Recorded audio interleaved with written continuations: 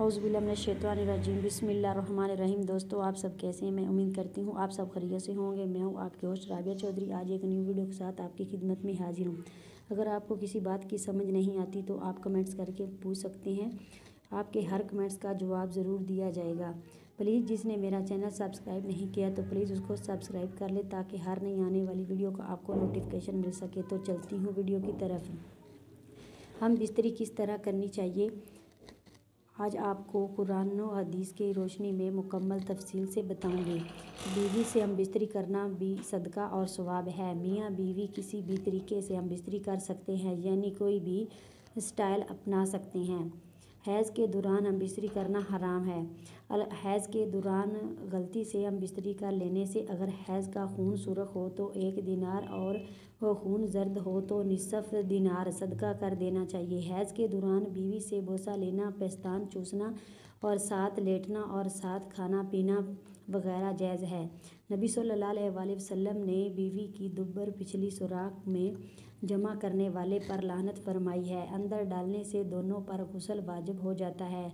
अंजाल हो या ना हो, हम बिस्तरी के फ़ौरन बाद गुस्ल करना वाजिब नहीं। अगर सोने का इरादा हो तो इस्तंजा और वज़ू करके सो सकते हैं। दूसरी या तीसरी बार हम बिस्तरी करनी हो तो हर दरमियान में गुस्ल करना वाजिब नहीं, इस्तंजा और वज़ू काफ़ी है। अगर किसी गैर औरत पर नज़र पड़ने से शहवत पैदा हो जाए तो घर जाकर अपनी बीवी से हम बिस्तरी कर लेनी चाहिए। बीवी से अज़ल करना जायज़ है। अज़ल ये है कि जब आदमी को अंजाल करीब हो तो मनी बाहर गिरा दे ताकि बच्चा पैदा ना हो। टेम्परेरी फैमिली प्लानिंग के लिए कंडोम के इस्तेमाल को जायज़ करार दिया।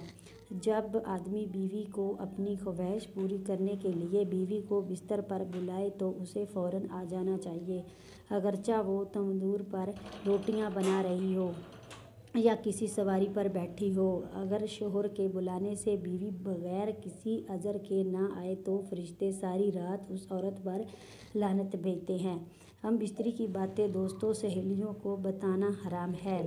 मेरा मकसद इंसानियत की खिदमत करना है। लोग इनसे लाइल्म हैं और बेजा शर्म की वजह से आलमा से दराफ्त भी नहीं करते। अंसारी औरतें नबी सल्लल्लाहु अलैहि वसल्लम से खुद आकर ये मसाइल पूछा करती थी।